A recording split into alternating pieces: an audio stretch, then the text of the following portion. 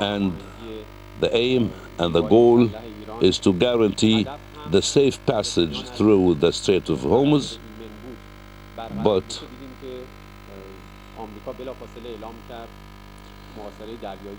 we saw some reactions regarding the agreement.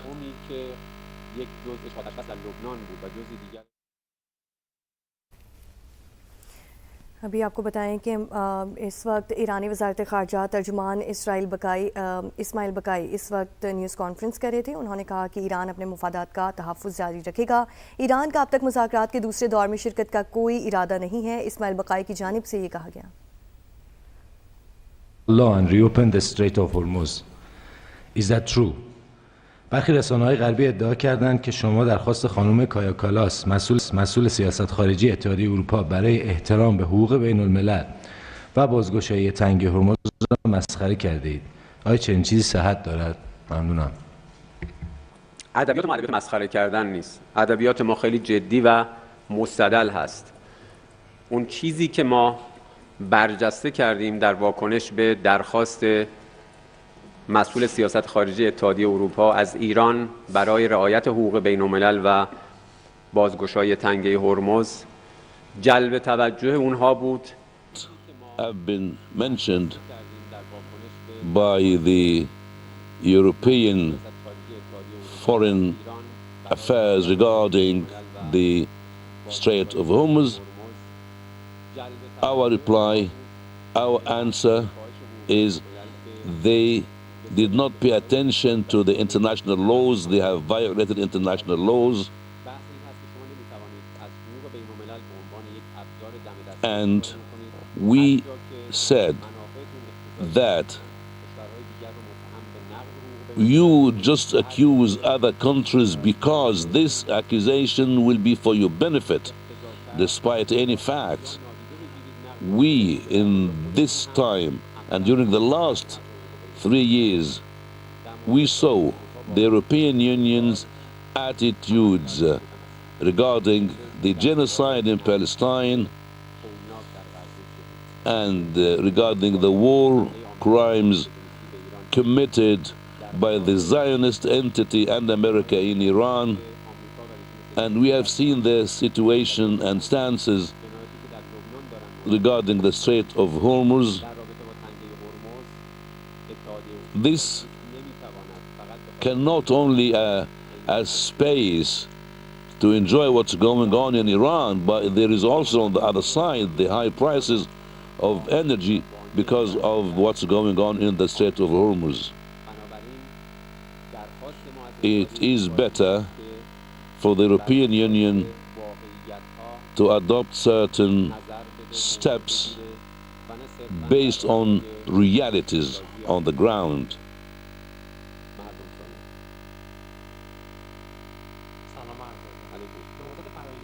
We have seen an increase in the diplomatic moves in China and Moscow. How can you evaluate these diplomatic moves when it comes to the relationship? Being members in the Security Council, they have spoke before, and the only guarantor for peace is the Iranian people. This is number one reality.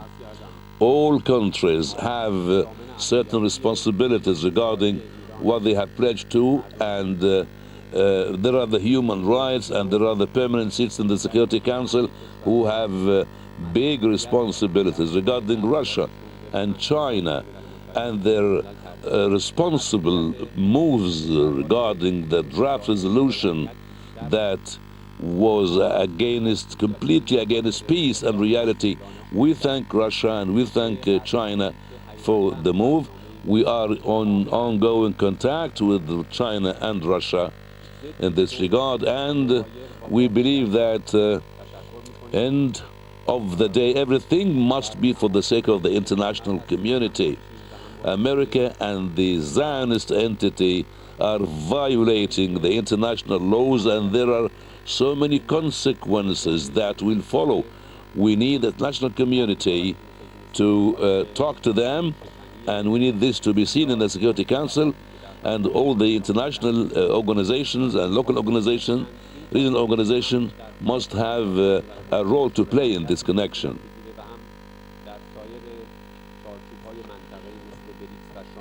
Regarding the preconditions of the talks, is Iran, like other previous times, receiving or having certain preconditions to stop the maritime blockade? You can call it precondition, you can call them preconditions, but our stance is a logic one, based on the national interests of the Iranian people. We will never ask for any additional privileges. The national interests of the Iranians cannot be a victim of the bullying being made by other countries. And you can notice this, we are facing problems and we are facing criticism, but when there is a ceasefire, there must be a ceasefire. And we have seen what's going on in Lebanon. And they claim maritime blockade against Iran, and they attack commercial ships. These matters are against the international laws and the United Nations resolutions, and a ceasefire must be a ceasefire. And in these conditions, how can we accept the American claims regarding reconciliation and diplomacy? These cannot be understood. They raise a session that will include foreign ministers of Pakistan, Egypt, Saudi Arabia, and in this session people will talk regarding the Strait of Hormuz and bringing back stability to the region.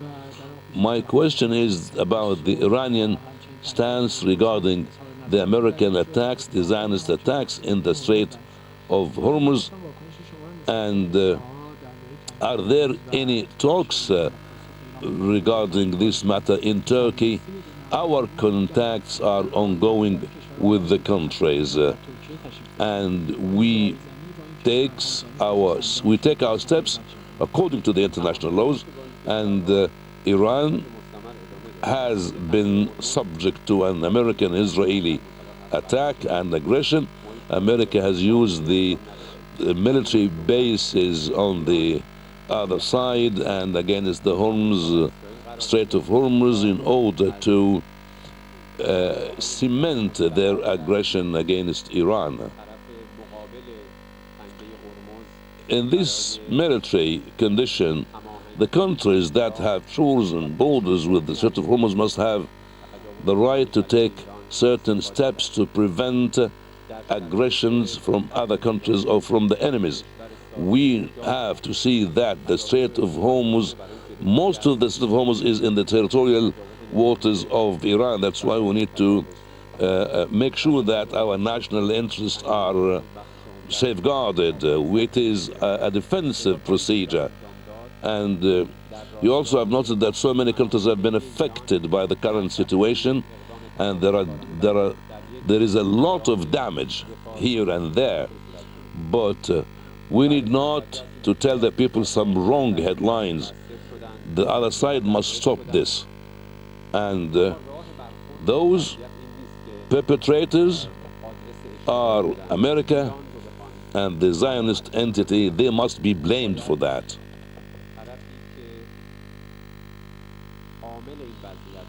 A question regarding the role of Pakistan, the mediation role of Pakistan in this matter, and Pakistan is facing Afghanistan. Is there a similar role being by Iran so as regarding this matter? Iran is a peaceful country. Iran always calls for peace, and we tend to have our region living in a peaceful mode and peaceful atmosphere. Also, the message of the leader of the Islamic Revolution has mentioned this conflict between Afghanistan and Pakistan, and has expressed Iran's readiness to play a role in this connection in order to bring peace and stability to the region, and calm must be brought back between both countries. We can do in this connection, we'll do it definitely, without hesitation.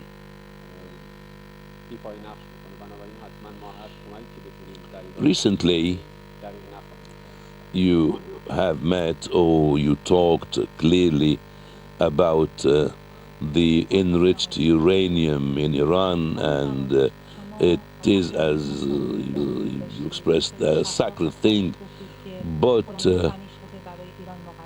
there are some countries that want the enriched Iranian uranium to be moved or removed, and the Russian initiative also is there on the table, in addition to some other news regarding some proposals from Pakistan and China. If you can tell us more about this and why you are keen to have the enriched uranium. In reality, I did not talk that way. I only said that the dust of Iran is sacred, and I have said that the uranium is as important to us as anything else. The spirit of the Iranians, the properties of the Iranians are also sacred, and we reached this result because of the blood and sacrifices and the attacks against Iran. As we said, the Iranian people are sacred, and we have valued the Iranians very much, and we are all Iranians, and we need to work hard in this regard. Also, they spoke a lot about the nuclear program and the scientific achievement in this regard.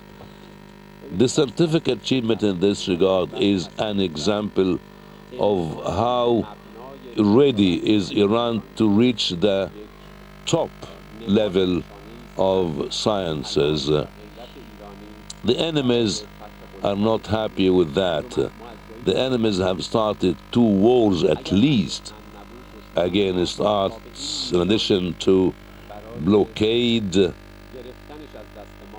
described by them as fatal blockade against Iran.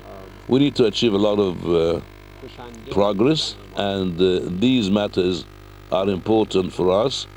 We need to exert more efforts, and throughout the last 40 days, the enemies have targeted certain things, including universities and scientific centers and research centers. This means that our enemy is against scientific development and welfare in Iran. They treat this like a problem.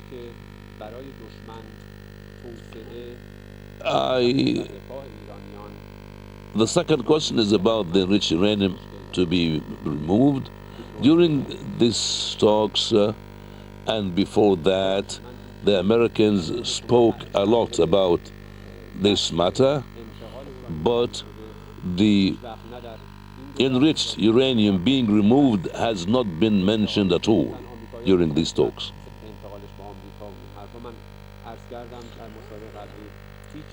For the time being, no one talks about an agreement or reaching peace. There is no certain position to say that peace is there or a war will be there. In this case, no peace and no war. Is it for the sake of America and the Zionist entity, all for the sake of Iran. I have two questions regarding the contradiction in the statements of the U.S. officials. For one side, they confirm the maritime blockade in response to the Iranian position to open the Strait of Hormuz. Can we see any positivity in this matter, or any positivity for the talks to reach something important? I don't have enough time, but I will answer only one question. We are not generally not optimistic and not pessimistic regarding the talks. The experience is not only for the last year, but throughout the last 50 or 60 or 70 years in the past, the experiences led us to be more realistic to an extent that we can say we are, for example, not optimistic against the American situations. This is very rational way of thinking. This is very wise to think that way.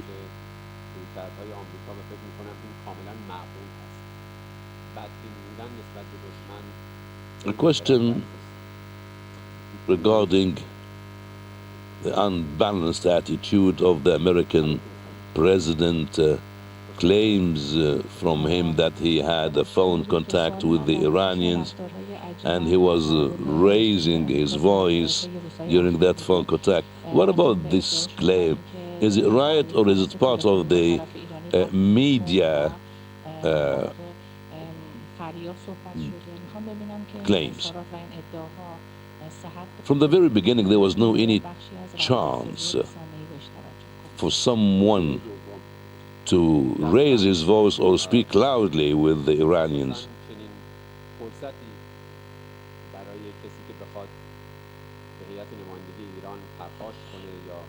In these circumstances, what about the situation in the Strait of Hormuz that seems to be never back before, like before the war?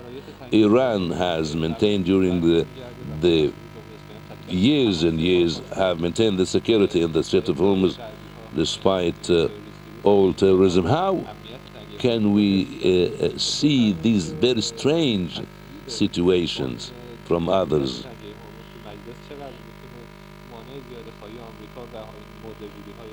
You are from an area that is close to the parliament, and you know undoubtedly that the regime in the country, in Iran, the Islamic Shura Council, the Supreme Security Council, all these authorities are doing their job for the sake of the people and for the sake of the Islamic Republic of Iran. Also, when it comes to some matters that you mentioned, coordination with the Iranian Foreign Ministry is ongoing, and we follow up matters within this connection.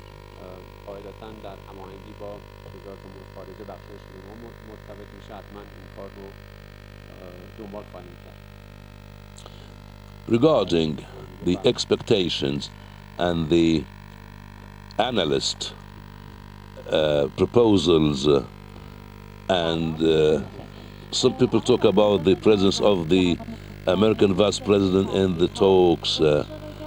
Some people say they want to affect and influence the Republicans in the states. There are some analysts saying that there is no concrete call for war, but if that is Iran's foreign ministry spokesperson saying there is no plan for a second round of negotiations with the United States for now. He also went on to say that the US has shown it's not serious about pursuing any diplomatic process after it's committed aggressive acts and violated the ceasefire a number of times. I'm going to be speaking to our correspondent in Islamabad, where those talks are due to happen in just a moment. But first, we're going to go to the Iranian capital for more reaction. Toha Desad راهپیمایی هایی که در شهرهای مختلف برگزار شد یا برگزار میشه، موضع‌گیری هایی که از طرف شخصیت های مختلف آمریکایی، رسانه های مختلف آمریکایی مطرح میشه، گواه این هست که مسیر انتخاب شده توسط دولت آمریکا رو به نفع منافع آمریکا نمیدونند. آنچه که ما شاهدش هستیم تظاهرات بیرونی یا تجلیات بیرونی دعواهای داخلی است که از طریق تناقض‌گویی‌ها و رفتارهای سردرگم کننده یا ناشی از سردرگمی مقام‌های آمریکایی شاهدش هستیم و این یکی از مسائل و مصائبی بوده که در این 1.5 سال در روندهای دیپلماتیکی که با آمریکا ایجاد شد ما شاهدش بودیم و خودش عاملی بوده در ضربه زدن به فرایندهای دیپلماسی. بفرمایید. خبر خوبی؟ آقای بغایی سلام عرض می‌کنم خدمتتون. سوال من راجع به میانجیگری مصر هستش. وزیر امور خارجه مصر در مجمع دیپلماسی آنتالیا گفته که مصر و پاکستان به عنوان میانجی تلاش می‌کنند تا توافق بین ایران و آمریکا برقرار بشه. آیا علاوه بر پاکستان مصر نیز در این میانجیگری مشارکت داره یا نه؟ و اینکه آیا میانجی در قبال خیانت به دیپلماسی مسئولیتی داره یا خیر؟ پاسخ اولتون خیر هست. ما الان تنها طرف میانجی ما پاکستان هست. بله کشورهای دیگه هم مساعی جمیله دارند، در تماس هستند برای کمک به این روند. ولی